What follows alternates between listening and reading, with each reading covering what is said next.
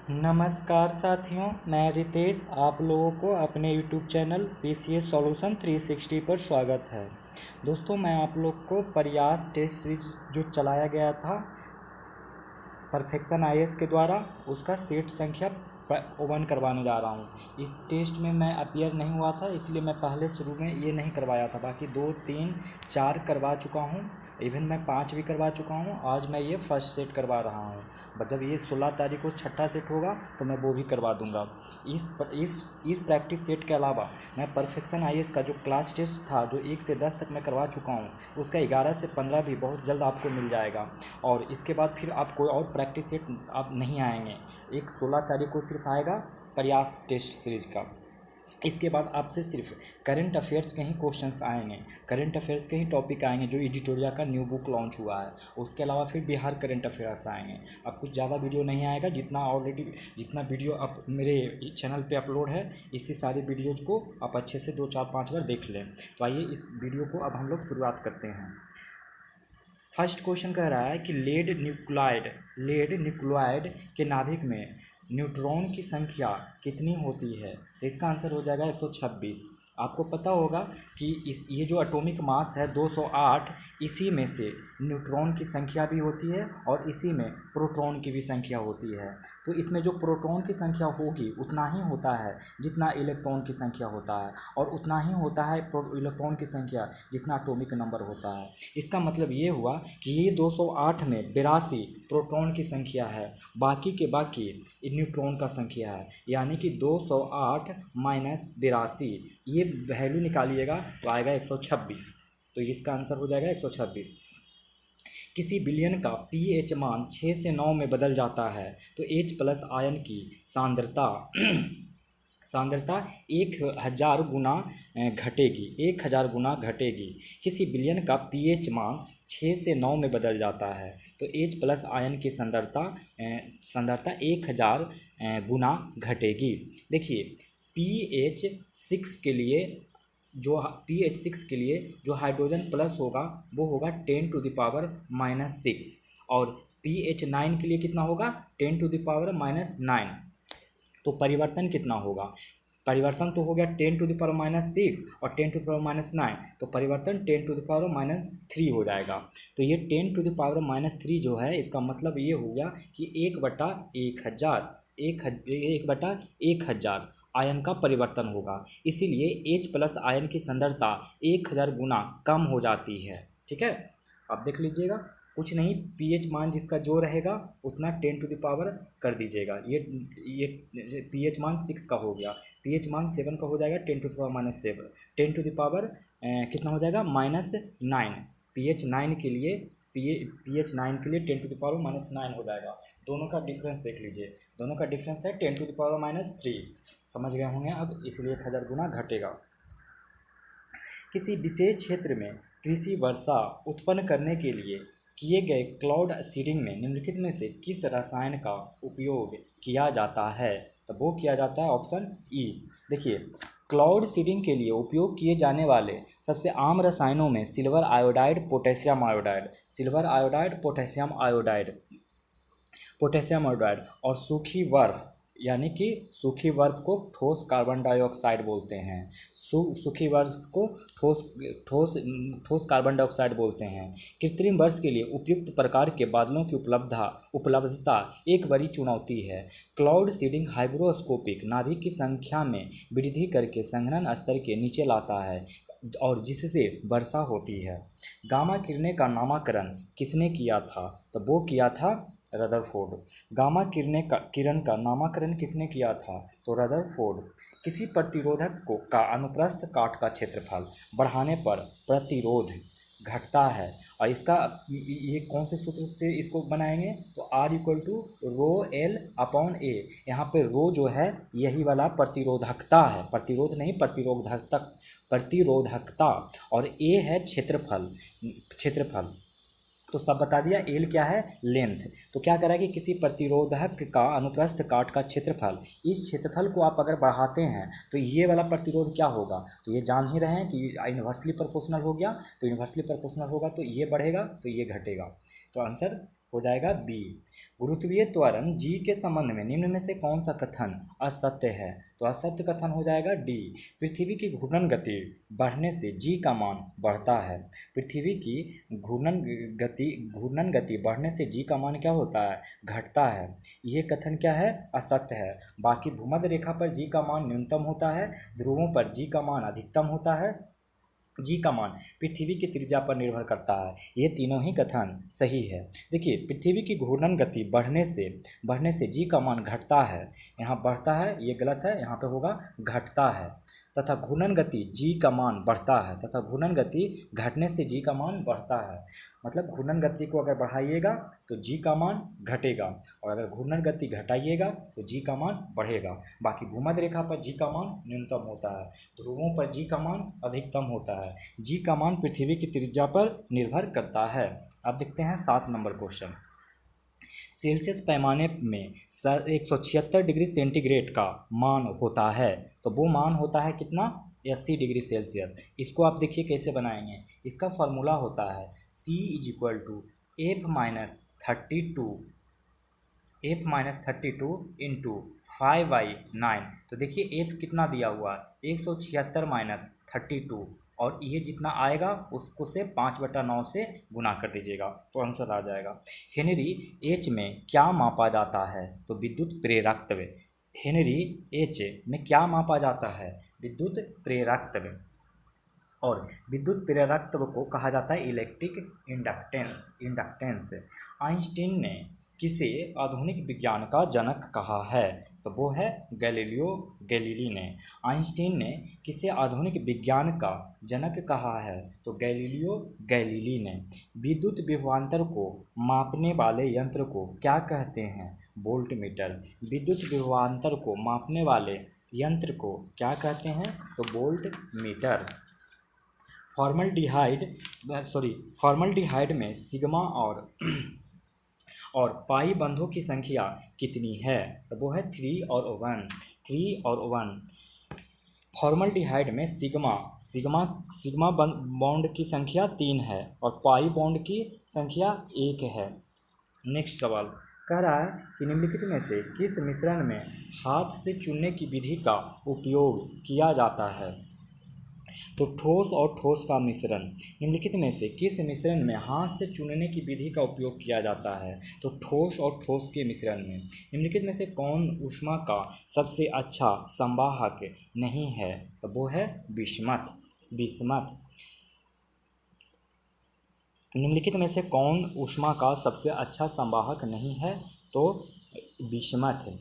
देखिए, सबसे जो पहले मैं एक बार समझा देता हूँ। इसमें धातुओं की चालकता इलेक्ट्रॉन की मुक्त गति के कारण होती है।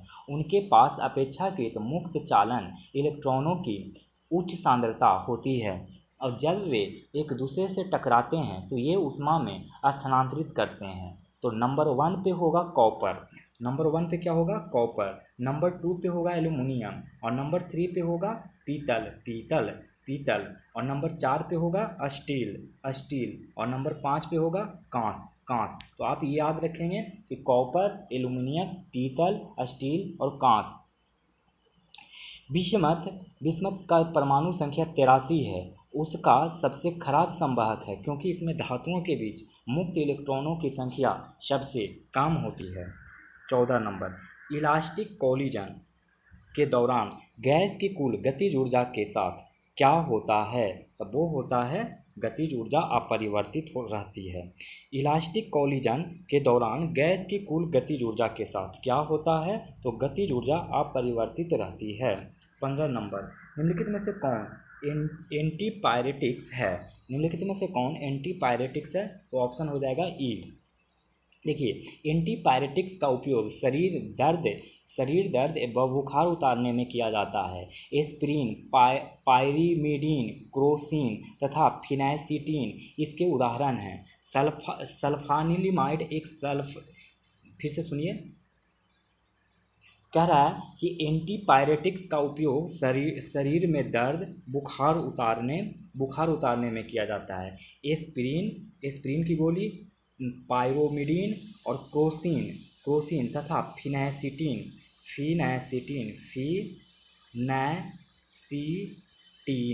फिनाइसिटीन इसके उदाहरण हैं। सल्फानिलिमाइड एक सल्फा ड्रग है। क्या है ये? सल्फा ड्रग्स है।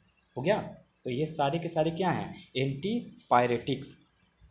प्रोटॉन के संबंध में निम्न में से कौन सा कथन सत्य है? तब उसका कौन सा कथन सत्य है? तो ऑप्शन हो जाएगा ई। देखिए, प्रोटॉन परमाणु का सूक्ष्म आवेशित कण है। इस पर 1 इकाई का धन आवेश रहता है। इसका भार हाइड्रोजन के परमाणु के लगभग बराबर होता है। इसका खोज रदरफोर्ड ने स्वर्ण पत्ती प्रयोग से 1919 में की थी। इसके पूर्व 1886 में गोल्डस्टीन ने धन आवेशित कणों की खोज की थी, जिसे कैनाल किरणों के रूप में जाना गया था। यह प्राकृतिक धनावेशित होती है। इसमें शून्य आवेश होता है। गलत है। प्रोटॉन की खोज गोल्डस्टीन ने किया था। इसमें 1 इकाई धन आवेश रहता है।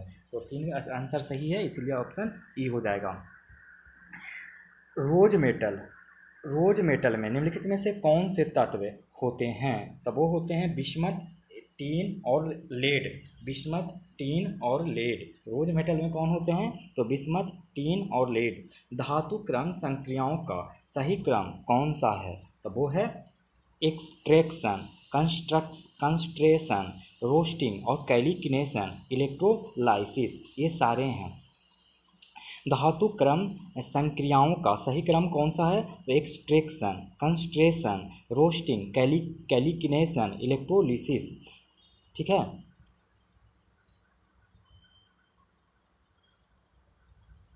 अब देखते हैं हम लोग 19 नंबर क्वेश्चन।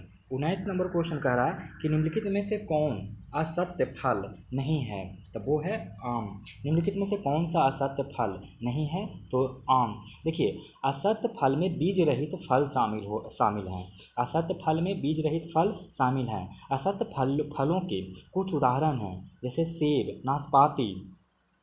असत्य फल के उदाहरण हैं सेब, नाशपाती, लौकी और खीरा, जो थैलेमस से विकसित होते हैं। काजू, अखरोट पेंडुकल से विकसित होते हैं। कटहल और अनानास पूरे पुष्प क्रम से विकसित होते हैं। कुछ अन्य उदाहरण केला, स्ट्रॉबेरी आदि हैं। आम एक सत्य फल है और यह एक अंडाशय से विकसित होता है और इसे ड्रूप के रूप में भी जाना जाता है। ठीक है। तो इसका आंसर क्या हो जाएगा? आम।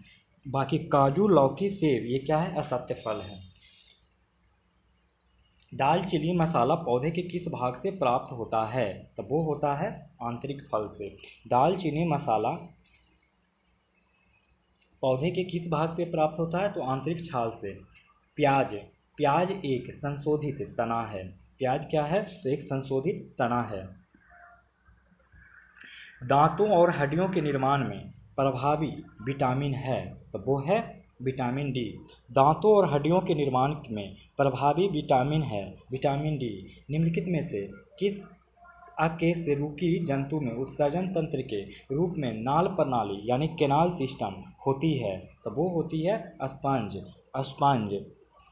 निम्नलिखित में से किस अकशेरुकी जंतु में उत्सर्जन तंत्र के रूप में नाल प्रणाली केनाल सिस्टम होती है? तो स्पंज।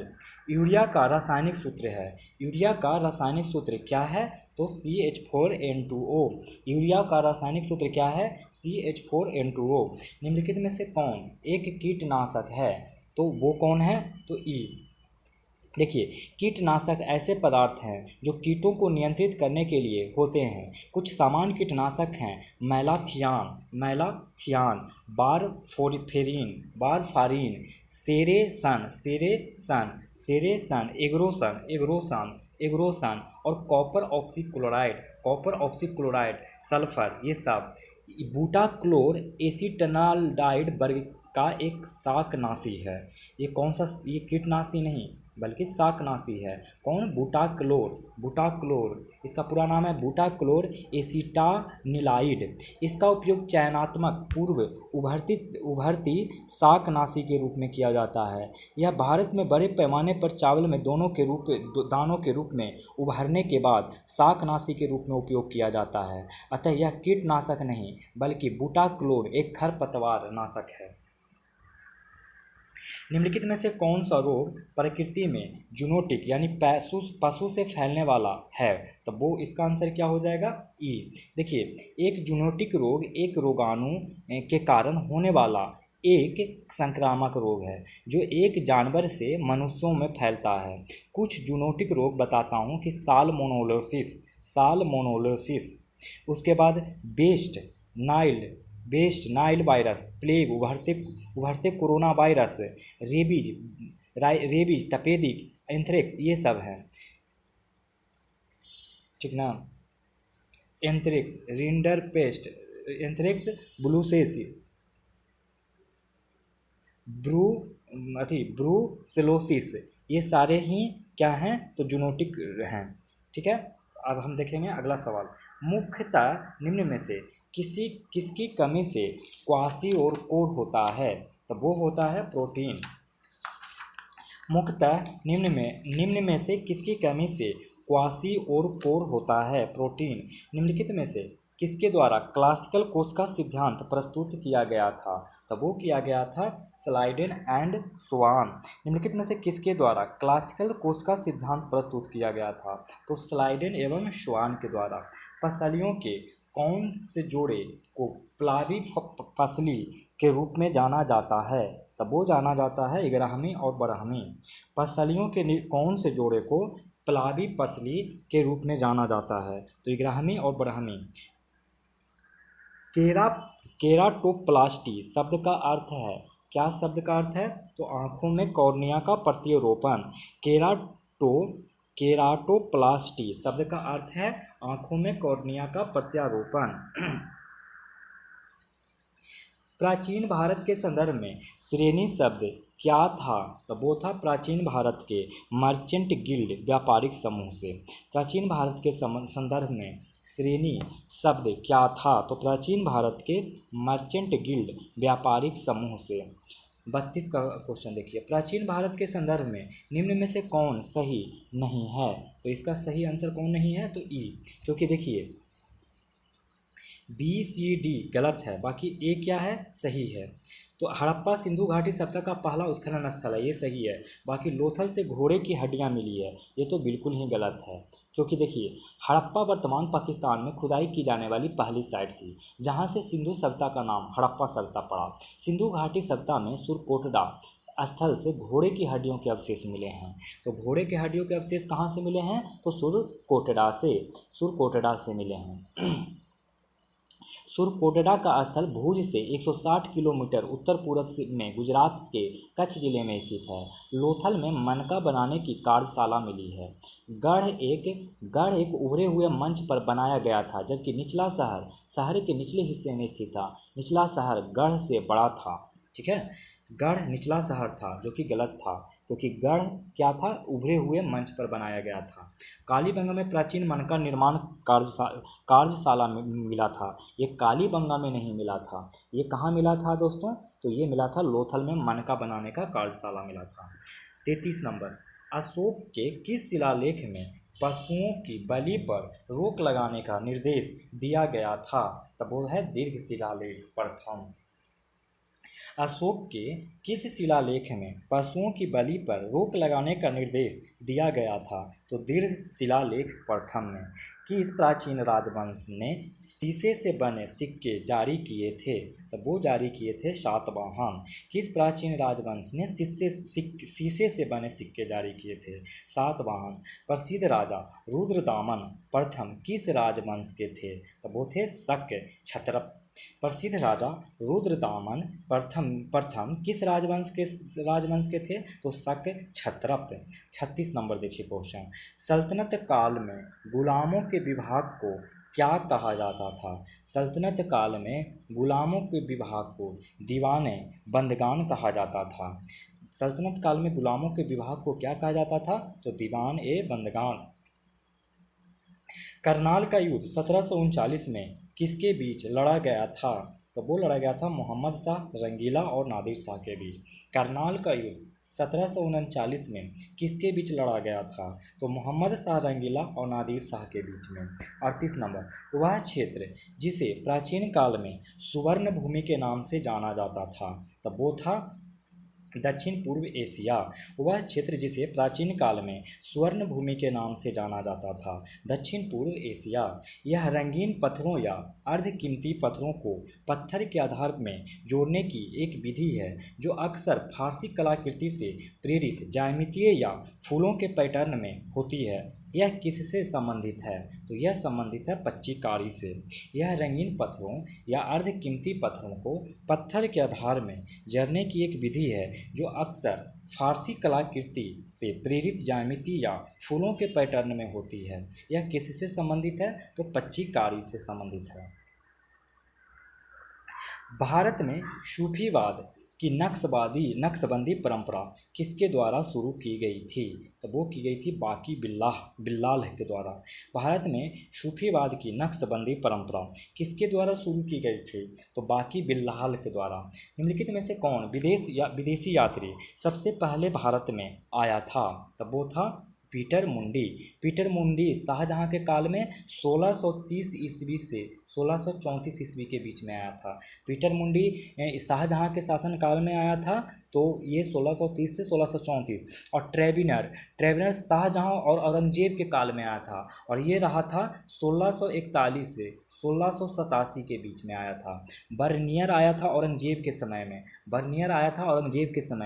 और ये 1658 से 68 के बीच में रहा था। और अगर बात करें जेमेली कैरेरी की, ये आया था बीजापुर में 1695 से 1699 में। 1695 से 1699 में आया था जेमेली कैरेरी बीजापुर में। 42 नंबर क्वेश्चन 42 नंबर कह रहा है कि फैजाबाद में 1857 के विद्रोह का नेतृत्व किसने किया था? तो वो किया था मौलवी अहमदुल्लाह ने। फैजाबाद में 1857 के विद्रोह का नेतृत्व किसने किया था? तो मौलवी अहमदुल्लाह ने। देखिए, बख्त खान जो था वो बरेली से नेतृत्व किया था। बख्त खान कहाँ से? बरेली से। और कुंवर सिंह के बारे में पता होगा, जगदीशपुर से। झांसी से रानी लक्ष्मीबाई ने किया था। 43 नंबर अंग्रेजों के खिलाफ आंदोलन की क्रांतिकारी पद्धति पर आधारित प्रसिद्ध उपन्यास पाथेर डाबी किसने लिखा था? तब वो लिखा था शरत चंद्र चट्टोपाध्याय ने। अंग्रेजों के खिलाफ आंदोलनों की क्रांतिकारी पद्धति पर आधारित प्रसिद्ध उपन्यास पाथेर डाबी किसने लिखा था? शरत चंद्र चट्टोपाध्याय। 1759 में बेदरा की प्रसिद्ध लड़ाई अंग्रेजों ने किसके खिलाफ लड़ी थी? तब वो लड़ी थी डच। 1759 में बेदरा की प्रसिद्ध लड़ाई अंग्रेजों ने किसके खिलाफ लड़ी थी? तो डच। बंगाल में शासन की दोहरी या द्वैध व्यवस्था को किसके द्वारा समाप्त किया गया था? तो वो किया गया था वारेन हेस्टिंग्स के द्वारा। बंगाल में शासन की दोहरी यानी द्वैध व्यवस्था को किसके द्वारा समाप्त किया गया था? वारेन हेस्टिंग्स के द्वारा। 1830 में सिंह फोर्स का आदिवासी विद्रोह किसके नेतृत्व में हुआ था? तब वो हुआ था निरांग फिदू के नेतृत्व में। 1830 में सिंह फोर्स की आदिवासी विद्रोह किसके नेतृत्व में हुआ था? तो निरांग फिदू के नेतृत्व में। एस बेंगाले निम्नलिखित में से किससे संबंधित थे? तो वो संबंधित थे पारसी सुधार आंदोलन से। एस बेंगाले निम्नलिखित में से किससे संबंधित थे? तो पारसी सुधार आंदोलन से। मराठी पत्रकारिता का जनक किसे माना जाता है? तो वो माना जाता है बाला शास्त्री जंभेकर। मराठी पत्रकारिता का जनक किसे माना जाता है? तो बाला शास्त्री जंभेकर। 49 का क्वेश्चन 1887 में भारतीय सामाजिक सम्मेलन की स्थापना किसने की? तो वो की ऑप्शन ई भारतीय राष्ट्रीय सामाजिक सम्मेलन की स्थापना एम.जी. रानाडे और रघुनाथ राव ने की। किसने की? तो एक बार फिर से देखिए, सॉरी एक सेकंड। हाँ, 1887 में भारतीय सामाजिक सम्मेलन की स्थापना किसने की? तो देखिए किसने की, तो भारतीय राष्ट्रीय सामाजिक सम्मेलन की स्थापना एम.जी. रानाडे और रघुनाथ राव ने की। किसने की? तो रघुनाथ राव ने। मणिपुर के मोइरंग में भारतीय मुख्य भूमि पर पहली बार INA झंडा किसने फहराया? तो वो फहराया शौकत मलिक ने। मणिपुर के मोइरंग में भारतीय मुख्य भूमि पर पहली बार INA झंडा किसने फहराया? शौकत मलिक ने। 1935 के भारत सरकार अधिनियम के संदर्भ में किसने कहा हमें सभी ब्रेक और बिना इंजन वाली कार प्रदान की गई थी? तो वो की गई थी जवाहरलाल नेहरू। 1935 के भारत सरकार अधिनियम के संदर्भ में किसने कहा हमें सभी ब्रेक और बिना इंजन वाली कार प्रदान की गई थी? तो जवाहरलाल नेहरू। निम्नलिखित में से किसे भारत छोड़ो आंदोलन के दौरान बिहार के छपरा में तिरंगा फहराने के लिए जेल डाला गया था? तो वो डाला गया था सरस्वती देवी। निम्नलिखित में से किसे भारत छोड़ो आंदोलन के दौरान बिहार के छपरा में तिरंगा फहराने के लिए जेल में डाला गया था? तो सरस्वती देवी। बिहार में जनजातीय परिषद की स्थापना 1938 में किसके नेतृत्व में हुई थी? तो वो हुई थी थियोडोर सुरीन। बिहार में जनजातीय परिषद की स्थापना 1938 में किसके नेतृत्व में हुई थी? तो थियोडोर सुरीन। खरवार आदिवासी विद्रोह के नेता कौन थे? तो वो थे भागीरथ मांझी। खरवार आदिवासी विद्रोह के नेता कौन थे? तो भागीरथ मांझी। मुंगेर स्थित जमालपुर रेल कारखाना की स्थापना कब की गई थी? तो वो की गई थी 1862 में। मुंगेर स्थित जमालपुर रेल कारखाना की स्थापना कब की गई थी? 1862 में। बिहार में होम रूल लीग की स्थापना कब हुई थी? 16 दिसंबर 1916 में। बिहार में होम रूल लीग की स्थापना कब हुई थी? 16 दिसंबर 1916 में। भारत अंतर्राष्ट्रीय शांति और सुरक्षा को बढ़ावा देने के लिए गुटनिरपेक्षता और पंचशील की नीति का पालन कर रहा है, जो किसके तहत निहित है? वो निहित है अनुच्छेद 51 के तहत। भारत अंतर्राष्ट्रीय शांति और सुरक्षा को बढ़ावा देने के लिए गुटनिरपेक्षता और पंचशील की नीति का पालन कर रहा है, जो किसके तहत निहित है? अनुच्छेद 51 के तहत। आय और स्थिति की असमानता को कम करने के लिए निम्नलिखित में से किस संशोधन अधिनियम ने राजनीति निर्देशक सिद्धांत को संशोधित किया है? तो वो किया है 44वां संशोधन। आय और स्थिति की असमानता को कम करने के लिए निम्नलिखित में से किस संशोधन अधिनियम ने राज्य के नीति निर्देशक सिद्धांत को संशोधित किया है? 44वां संशोधन। भारत के सर्वोच्च न्यायालय ने किस प्रसिद्ध मामले में सरकार की संसदीय प्रणाली को मूल ढांचे का हिस्सा घोषित किया है? तब वो घोषित किया है 1973 का केशवानंद भारती मामला। भारत के सर्वोच्च न्यायालय ने किस प्रसिद्ध मामले में सरकार की संसदीय प्रणाली को मूल ढांचे का हिस्सा घोषित किया था? 1973 का केशवानंद भारती मामला। सरकारी आयोग की सिफारिशों में निम्न में से कौन सा एक शामिल नहीं है? तो वो शामिल नहीं है राज्यों को दी जाने वाली कराधान की अवशिष्ट शक्ति। सरकारी आयोग की सिफारिशों में निम्न में से कौन सा एक शामिल नहीं है? तो राज्यों को दी जाने वाली कराधान की अवशिष्ट शक्ति। वर्ष 2005 में गठित पहला संसदीय मंच कौन सा था? तो वो कौन सा था? वर्ष 2005 में गठित पहला संसदीय मंच कौन सा था? तो वो था जल संरक्षण और प्रबंधन संबंधी संसदीय मंच। वर्ष 2005 में गठित पहला संसदीय मंच कौन सा था? तो जल संरक्षण और प्रबंधन संबंधी संसदीय मंच। पटना उच्च न्यायालय की स्थापना किस वर्ष हुई थी? तो वो हुई थी 1916 में। पटना उच्च न्यायालय की स्थापना किस वर्ष में हुई थी? तो 1916। पंचायती राज अधिनियम 1973 का कौन सा अनिवार्य प्रावधान नहीं है? तो वो है पिछड़े वर्ग के लिए आरक्षण। पिछड़े वर्ग के लिए आरक्षण। पंचायती राज अधिनियम 1973 का कौन सा अनिवार्य प्रावधान नहीं है? तो पिछड़े वर्ग के लिए आरक्षण। संविधान की 7वीं अनुसूची की राज्य सूची के अंतर्गत कौन से विषय शामिल हैं? तो वो हैं लोक स्वास्थ्य। संविधान की 7वीं अनुसूची की राज्य सूची के अंतर्गत कौन से विषय शामिल हैं? लोक स्वास्थ्य। पूर्व राष्ट्रपति पद किस वरीयता के अंतर्गत आते हैं? तब वो आते हैं 5वां। पूर्व राष्ट्रपति पद किस वरीयता के अंतर्गत आते हैं? तो 5वां। देखिए पहला में कौन आता है? तो जानते हैं राष्ट्रपति। दूसरा में उपराष्ट्रपति।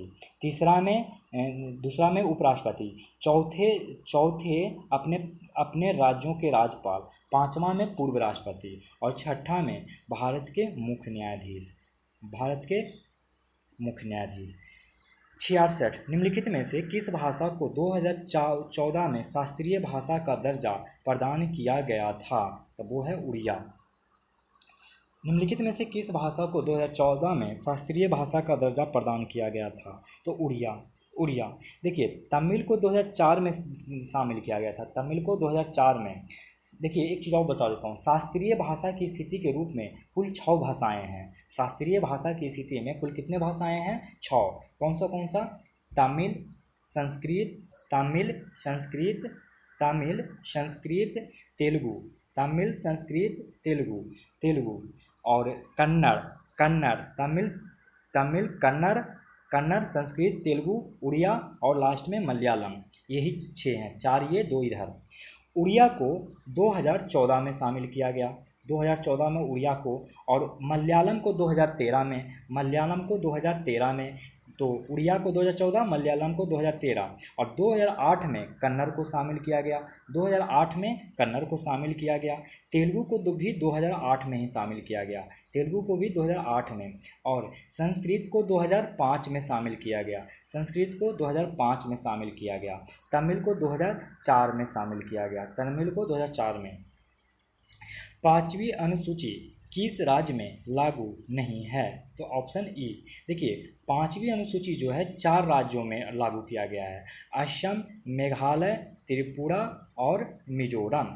त्रिपुरा और मिजोरम, ये चारों में शामिल किया गया है। मिजोरम, असम, मेघालय, त्रिपुरा, मिजोरम में 5वीं अनुसूची शामिल किया गया है। कौन सा सुमेलित नहीं है? तो वो कौन सा सुमेलित नहीं है? तो ऑप्शन ई। देखिए, 148 आर्टिकल में CAG है, 148 आर्टिकल में भारत का CAG है, ये तो सही है। और 324 आर्टिकल में चुनाव आयोग है, ये गलत है। चुनाव आयोग, चुनाव आयोग ये है अनुच्छेद 324 में। 163 आर्टिकल में कौन है? राज्य में मंत्रिपरिषद, राज्य में मंत्रिपरिषद, ये अनुच्छेद 163 में है। 112 आर्टिकल में कौन है? धन विधेयक, जो कि गलत है। धन विधेयक यहाँ पे गलत है, होगा क्या? बजट है, यानी कि वार्षिक वित्तीय विवरण। और अगर 315 आर्टिकल की बात करें तो 315 में है राज्य सेवा आयोग, और 110 आर्टिकल में धन विधेयक, 110 आर्टिकल में धन विधेयक, 315 में राज्य सेवा आयोग। और अनुच्छेद 112 में फाइनेंशियल एनुअल स्टेटमेंट यानी बजट है। 163 में क्या है? तो राज्य में मंत्रिपरिषद। 324 में चुनाव आयोग। अनुच्छेद 148 में भारत का CAG। रीयूनियन द्वीप निम्नलिखित में से किस देश का हिस्सा है? तब वो है फ्रांस। रीयूनियन द्वीप निम्नलिखित में से किस देश का हिस्सा है? फ्रांस। साल्वी नदी किन देशों के बीच बहती है? तो वो बहती है ऑप्शन ई। साल्वी नदी किस देश के बीच बहती है? तो ये बहती है चीन और म्यांमार के भीतर बहती है। कहाँ कहाँ? तो म्यांमार और चीन के भीतर। तो आंसर हो जाएगा साल्वी नदी किन देशों के बीच बहती है? तो चीन, म्यांमार और भी बहती होगी। देखिए 70 का आंसर देखिए,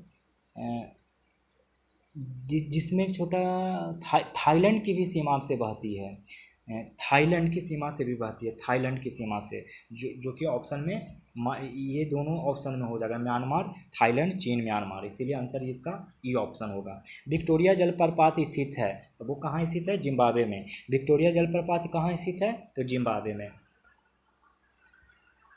निम्नलिखित में से किस देश को विश्व का लौंग का कटोरा कहा जाता है? तो वो कहा जाता है जांजीबार को। निम्नलिखित में से किस देश को विश्व का लौंग का कटोरा कहा जाता है? जांजीबार को। कौन सा देश भू आबाद है यानी लैंड लॉक्ड देश नहीं है? तो वो है कौन है? तो यूनान। कौन सा देश भू आबाद लैंड लॉक्ड देश नहीं है? तो यूनान। बाकी मैसेडोनिया, बुरुंडी और युगांडा, मैसेडोनिया, बुरुंडी, युगांडा ये सारे के सारे लैंड लॉक्ड देश हैं।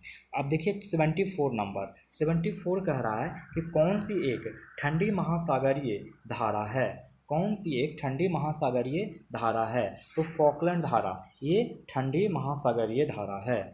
अनातोलिया पठार कहाँ स्थित है? तो वो है तुर्की में। अनातोलिया पठार कहाँ है? तो तुर्की में। 76 नंबर, निम्नलिखित में से कौन सा राज्य में कॉफ़ी का उत्पादन होता है? तब वो होता है ऑप्शन ई। कॉफ़ी का उत्पादन कहाँ होता है? तो गोवा कॉफ़ी के उत्पादन में प्रसिद्ध नहीं है, गोवा कॉफ़ी के उत्पादन में प्रसिद्ध नहीं है। कॉफ़ी भारत के 3 क्षेत्रों में उगाया जाता है, कर्नाटक, केरल और तमिलनाडु। कर्नाटक, केरल और तमिलनाडु, बस। 77, भारत में सोयाबीन का सबसे बड़ा उत्पादक राज्य कौन सा है? भारत में सोयाबीन का सबसे बड़ा उत्पादक राज्य कौन सा है? तो मध्य प्रदेश। भारत में सोयाबीन का सबसे बड़ा उत्पादक राज्य कौन सा है? मध्य प्रदेश।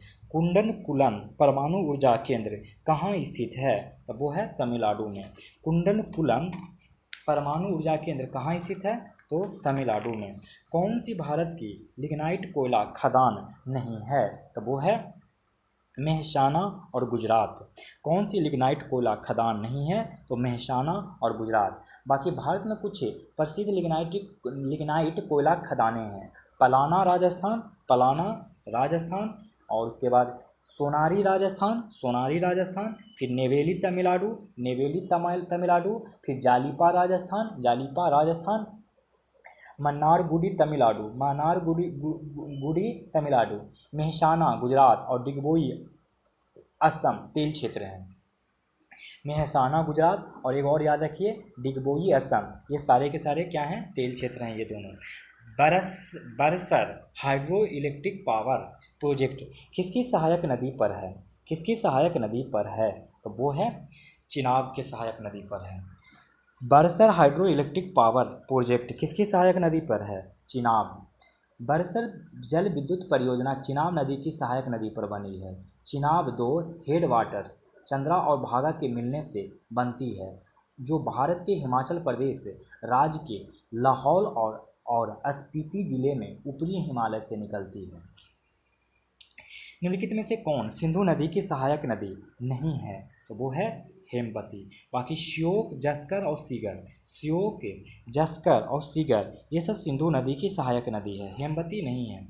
राजमहल पहाड़ियों की सबसे ऊंची चोटी है? तो वो है सी पारसनाथ। राजमहल पहाड़ियों की सबसे ऊंची चोटी है पारसनाथ।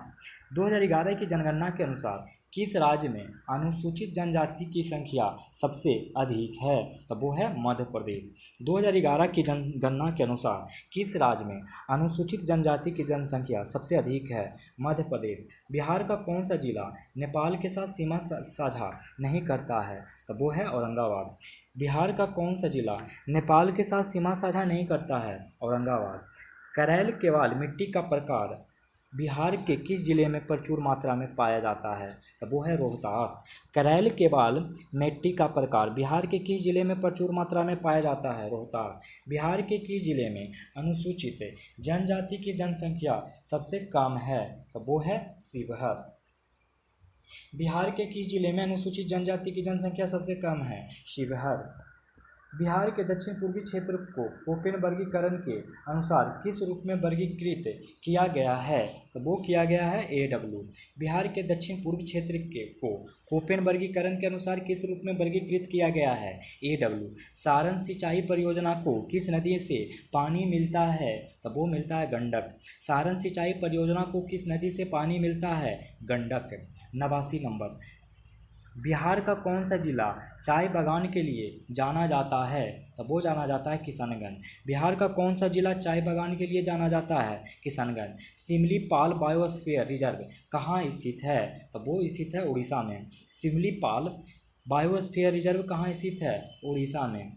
फिर जैविक अंतःक्रिया जिसमें एक प्रजाति को लाभ होता है और दूसरी प्रजाति तटस्थ रहती है कहलाती है सहभोजवाद। जैविक अंतःक्रिया जिसमें एक प्रजाति को लाभ होता है और दूसरी प्रजाति तटस्थ रहती है कहलाती है सहभोजवाद। निम्न में से कौन सा एक मुद्रास्फीति के कारणों में शामिल नहीं है? तो वो है बचत की प्रवृत्ति। निम्न में से कौन सा एक मुद्रास्फीति के कारणों में शामिल नहीं है? तो बचत की प्रवृत्ति। ISFR 2021 के अनुसार निम्नलिखित में से किस राज्य में क्षेत्रफल की दृष्टि से वन आच्छादन कम है? तब वो इसका आंसर क्या हो जाएगा? डी महाराष्ट्र। ISFR यानी इंडियन स्टेट फॉरेस्ट रिजर्व क्या है? ISFR 2020-21 के अनुसार निम्नलिखित में से किस राज्य में क्षेत्रफल की दृष्टि से वन आच्छादन कम है? तो महाराष्ट्र में। 94 नंबर। 2011 के जनगणना के अनुसार कितने प्रतिशत भारतीय आंतरिक प्रवासी हैं? तो वो हैं 37%। 2011 की जनगणना के अनुसार कितने प्रतिशत भारतीय आंतरिक प्रवासी हैं? 37%। 20वीं पशुधन गणना के अनुसार गधों की सर्वाधिक संख्या वाला राज्य है? तो वो है राजस्थान। 20वीं पशुधन गणना के अनुसार गधों की सर्वाधिक संख्या वाली राज्य है राजस्थान। क्षमता निर्माण के लिए समर्थ योजना किसके द्वारा लागू की जा रही है? तो वो है वस्त्र मंत्रालय। क्षमता निर्माण के लिए समर्थ योजना किसके द्वारा लागू की जा रही है? वस्त्र मंत्रालय।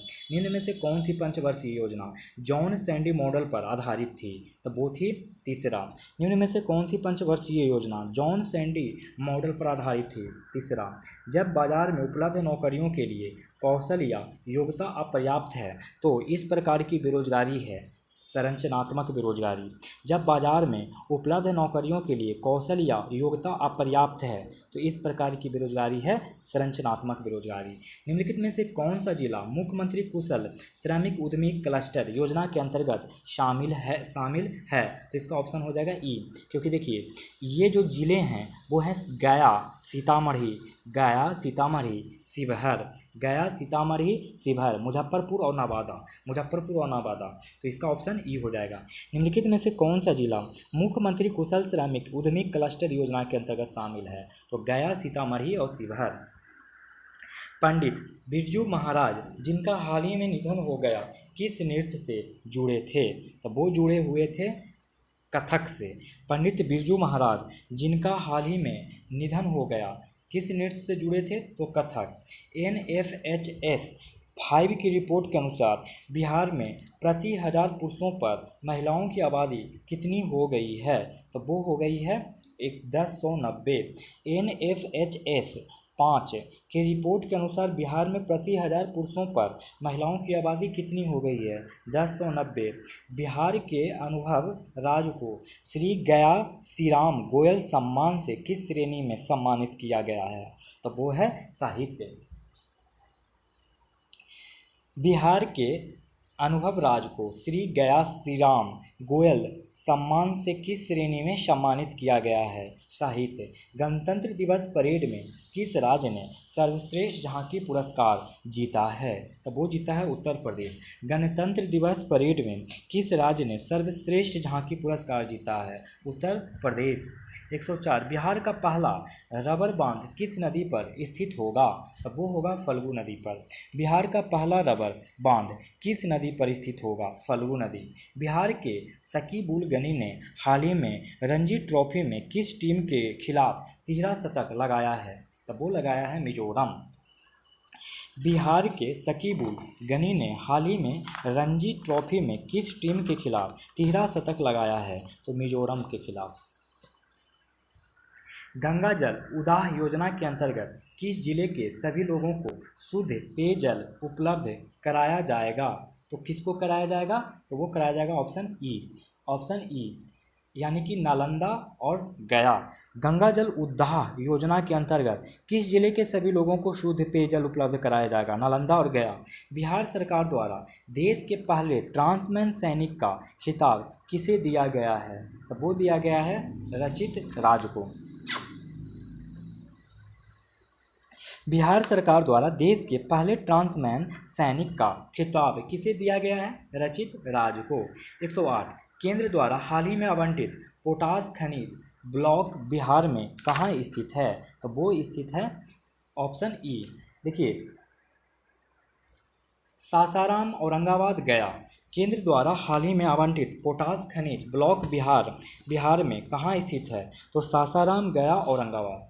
पैरा ओलंपिक की बैडमिंटन स्पर्धा में स्वर्ण जीतने वाली पहले भारतीय कौन बन गए? तो वो बन गए प्रमोद भगत।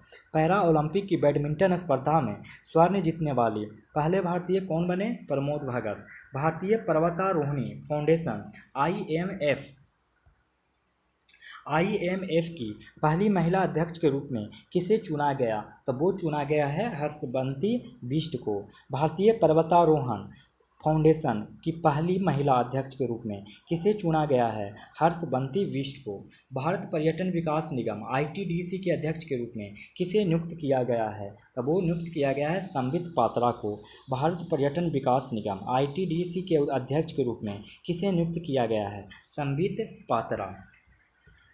संयुक्त राष्ट्र बाल एजेंसी यूनिसेफ, जिसे संयुक्त राष्ट्र बाल कोष के रूप में भी जाना जाता है, तो के प्रमुख के रूप में किसे नियुक्त किया गया है? तो वो है Catherine Russell.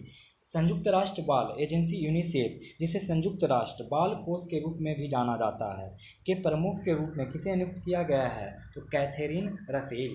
Lowy Institute Asia Power Index 2021 के अनुसार भारत प्रशांत क्षेत्र में भारत का स्थान है, तब वो है चौथा। Loewi Institute Asia Power Index 2021 के अनुसार भारत प्रशांत क्षेत्र में भारत का स्थान है चौथा। विश्व प्रतिभा रैंकिंग रिपोर्ट 2021 में भारत का रैंक क्या है? तो 56वां।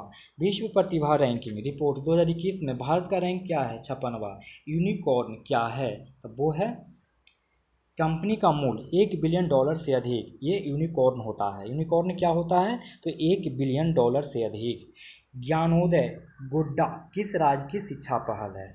ज्ञानोदय गोड्डा किस राज्य की शिक्षा पहल है? तो वो है झारखंड। ज्ञानोदय गोड्डा किस राज्य की शिक्षा पहल है? तो झारखंड। चौथे एशियन यूथ पारा गेम्स 2021 की मेजबानी निम्न में से किसने की थी? तो वो की थी बहरीन। चौथे एशियन यूथ पारा गेम्स 2021 की मेजबानी निम्न में से किसने की थी? बहरीन। नई दिल्ली के मेजर ध्यानचंद नेशनल स्टेडियम में पहली बार राष्ट्रीय स्तर की खेलो इंडिया महिला हॉकी लीग का उद्घाटन किसने किया? तो वो किया अनुराग ठाकुर ने। नई दिल्ली के मेजर ध्यानचंद नेशनल स्टेडियम में पहली बार राष्ट्रीय स्तर के खेलो इंडिया महिला हॉकी लीग का उद्घाटन किसने किया? अनुराग ठाकुर ने। केवल 55 टेस्ट क्रिकेट मैचों में 200 विकेट लेने वाले 11वें भारतीय गेंदबाज कौन बन गए हैं? तो वो बन गए हैं मोहम्मद शमी।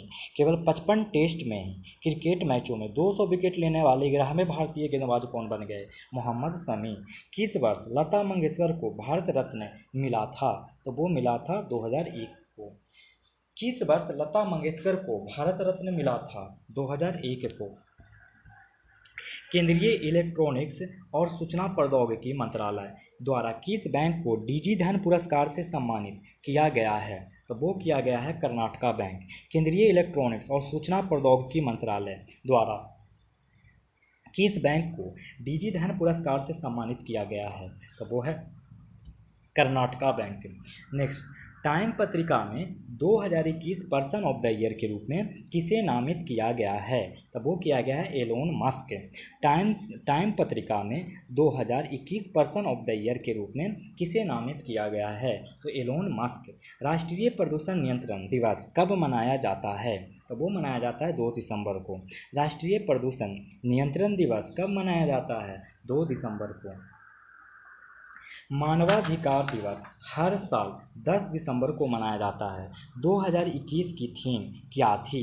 तो वो था समानता असमानताओं को कम करना, मानवाधिकारों को आगे बढ़ाना। मानवाधिकार दिवस हर साल 10 दिसंबर को मनाया जाता है। 2021 की थीम क्या थी? तो समानता असमानताओं को कम करना, मानवाधिकारों को आगे बढ़ाना। हाल ही में केंद्रीय मंत्री डॉक्टर जितेंद्र सिंह ने सुशासन सप्ताह अभियान का उद्घाटन किया, जिसका थीम क्या था? तो थीम था प्रशासन गांव की ओर, प्रशासन गांव की ओर। और ये जो सुशासन सप्ताह था वो 20 से 25 दिसंबर को मनाया गया था, 20 से 25 दिसंबर को। हाल ही में केंद्रीय मंत्री डॉक्टर जितेंद्र सिंह ने सुशासन सप्ताह अभियान का उद्घाटन किया, जिसका थीम था प्रशासन गाँव की ओर। सैन्य अभ्यास इक्यूबेरियन 21 का 11वां संस्करण भारत में और किसके बीच आयोजित किया गया था? तो वो किया गया है मालदीव। सैन्य अभ्यास इक्यूबेरियन 21 का 11वां संस्करण भारत और किसके बीच आयोजित किया गया था? तो Maldives. At home in the universe आत्मकथा के लेखक कौन हैं? तो वो हैं Balkrishna Madhur. At home in the universe आत्मकथा के लेखक कौन हैं? तो बालकृष्ण मधुर। पर्यटन को बढ़ावा देने के लिए अहरवल महोत्सव का आयोजन कहाँ किया गया था? तो वो किया गया था जम्मू और कश्मीर। पर्यटन को बढ़ावा देने के लिए अहरवल महोत्सव का आयोजन कहाँ किया गया? तो जम्मू कश्मीर। कैम्ब्रिज डिक्शनरी का वर्ड ऑफ द ईयर 2021 क्या है? तो वो है दृढ़ता या परजेवरेंस। कैम्ब्रिज डिक्शनरी का वर्ड ऑफ द ईयर 2021 क्या है? तो दृढ़ता या परजेवरेंस। निम्नलिखित में से कौन सा भारतीय त्यौहार यूनेस्को द्वारा हाल ही में अमूर्त सांस्कृतिक विरासत की सूची में जोड़ा गया है? तो वो जोड़ा गया है दुर्गा पूजा को। निम्नलिखित में से कौन सा भारतीय त्यौहार यूनेस्को द्वारा हाल ही में अमूर्त सांस्कृतिक विरासत की सूची में जोड़ा गया है? दुर्गा पूजा। भारत का पहला अंतर्राष्ट्रीय आर्बिट्रेशन और मध्यस्थता केंद्र कहाँ स्थापित किया गया? तो वो किया गया है तेलंगाना में। भारत का पहला अंतर्राष्ट्रीय आर्बिट्रेशन और मध्यस्थता केंद्र कहाँ स्थापित किया गया? तेलंगाना। 132 किस देश ने दुनिया का पहला पृथ्वी विज्ञान उपग्रह गुआंगुमू लॉन्च किया है? तो वो किया है चीन। किस देश ने दुनिया का पहला पृथ्वी विज्ञान उपग्रह गुआंगुमू लॉन्च किया है? चीन। संयुक्त अंतर्राष्ट्रीय सौर संगठन गठबंधन में शामिल होने वाले 101वां देश कौन है? तो वो है यूएसए। संयुक्त अंतर्राष्ट्रीय सौर गठबंधन में शामिल होने वाला 101वां देश कौन है? यूएसए। 2021 में भारत को प्रेषित धन का सबसे बड़ा स्रोत कौन सा देश है? तो यूएसए। 2021 में भारत को प्रेषित धन का सबसे बड़ा स्रोत कौन सा देश है? यूएसए। कौन सा देश दुनिया का पहला बिटकॉइन सिटी बनाने की योजना बना रहा है? तो वो है एल साल्वाडोर। कौन सा देश दुनिया का पहला बिटकॉइन सिटी बनाने की योजना बना रहा है? El Salvador. विश्व का पहला तैरता हुआ शहर किस देश में बनने जा रहा है? तो वो बनने जा रहा है दक्षिण कोरिया। विश्व का पहला तैरता हुआ शहर किस देश में बनने जा रहा है? दक्षिण कोरिया। उत्तम बीज पोर्टल किस राज्य द्वारा शुरू किया गया है? तो वो किया गया है हरियाणा। उत्तम बीज पोर्टल किस राज्य द्वारा शुरू किया गया है? हरियाणा। सालजोंग है। सालजोंग क्या है? तो वो है गारो जनजाति के सूर्यदेव। सालजोंग क्या है? गारो जनजाति के सूर्यदेव। सफल योजना किसके द्वारा शुरू की गई है? तो वो की गई है एसबीआई। सफल योजना किसके द्वारा शुरू की गई है? तो SBI. Narcotics control board NCB के महानिदेशक डीजी के रूप में किसे नियुक्त किया गया है? तो वो किया गया है सत्यनारायण प्रधान। नारकोटिक्स कंट्रोल बोर्ड के महानिदेशक के रूप में किसे नियुक्त किया गया है? तो सत्यनारायण प्रधान। तो दोस्तों यहाँ से अब सारे मैथ के क्वेश्चन स्टार्ट हो जाएंगे, तो क्वेश्चन को देख लीजिए और इसको बनाने का प्रयास करिएगा और बना के इसके आंसर कमेंट बॉक्स में भेजिएगा। दोस्तों ये परफेक्शन आईएएस का जो प्रयास टेस्ट सीरीज चल रहा था ऑफलाइन फ्री ऑफ कॉस्ट, उसका ये पहला टेस्ट था जो मैंने शुरू में नहीं करवाया था। और बाकी के 4 और टेस्ट मैंने टोटल 1 से 5 से तक करवाया जा चुका है। आप जाके प्लेलिस्ट में चेक करें, आपको मिल जाएगा मेरे ही चैनल पे। तो अगर आप लोग को ये सब वीडियो पसंद आ रहा हो तो लाइक करें, और अगर चैनल पे नए हों तो सब्सक्राइब करें और अपने दोस्तों को भी मेरे चैनल को शेयर करें। तो आप लोग को अब छोड़े चलता हूँ यहीं पे, इस उम्मीद के साथ कि आप लोग अपने चरित्र को इस प्रकार बनाएंगे कि महिलाएं आपके साथ होने से सुरक्षित महसूस करेगी। धन्यवाद।